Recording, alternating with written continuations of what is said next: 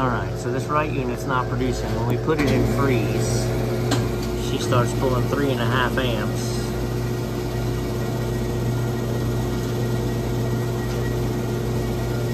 And we'll check what the consistency's set for, but it's shutting down. So let's put the left in freeze. Like 2.5 amps.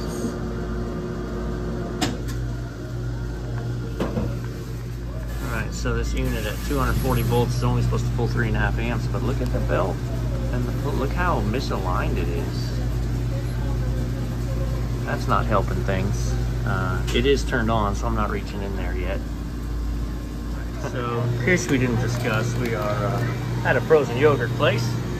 There's a lot of beautiful Stoelting machines, beautiful setup, and these guys take good care of their machines.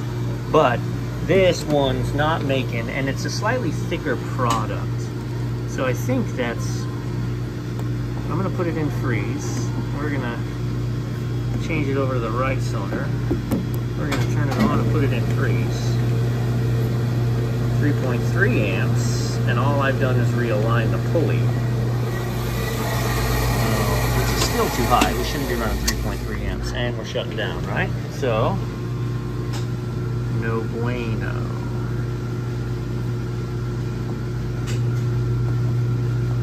Again.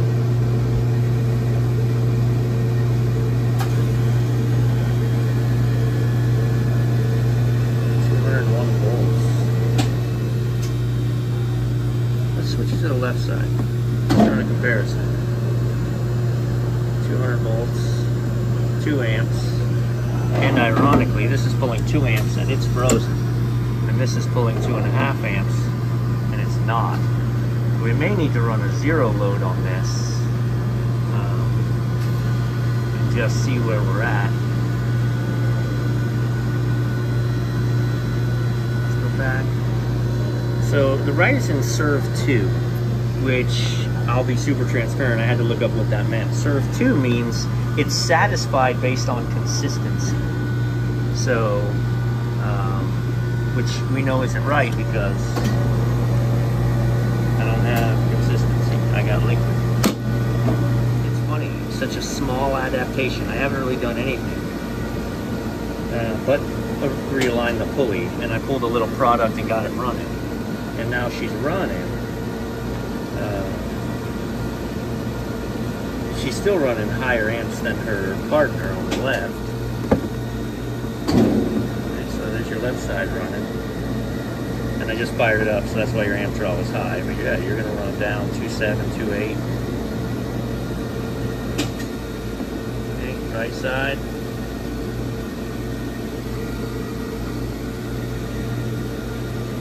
Also, I'm curious, the consistency just seems really low, like it's not moving up, given how thick this product is going to be.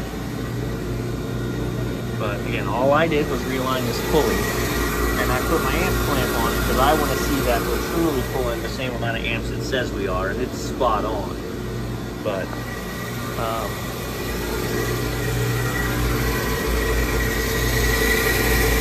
I hear a squeal that kind of sounds like it might be a bearing. I'm going to unplug it. I'm going to take the belt off, and I'm just going to run the motor and see what the motor sounds like.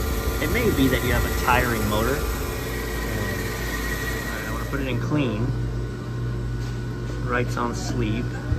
Right's off. Right's on.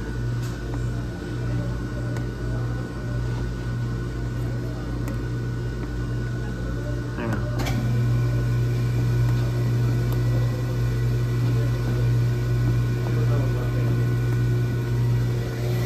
We're coming.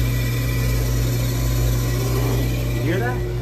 I've got it cleaned out, and it's important that you put this in when you zero load it, because I pull that out to run massive amounts of water through, but that fills the entire barrel all the way. Putting this in puts the appropriate amount of sanitizer in there, so the barrel's not completely full. You get a weird zero load if you fill the whole barrel. All right, so you get through the factory settings, and you go to motor calibration, and then I can just do the right, which makes me happy. Right? And so we're going to go ahead and hit select. And there you go. Now it's going to run for 5 minutes. And I'm curious what the amp draw is like. Then it's going to get us into zero load. Yeah, we got to replace this motor. She's tired. But you can see now we're aligned. Alright, I'm not reading any meaningful voltage drop across it, but I mean you can see. And that's just one of the beaters. I bet you this compressor that runs all the time. I think it's ate up. Calibration load went from 25 to 23. So we've got this priming up now.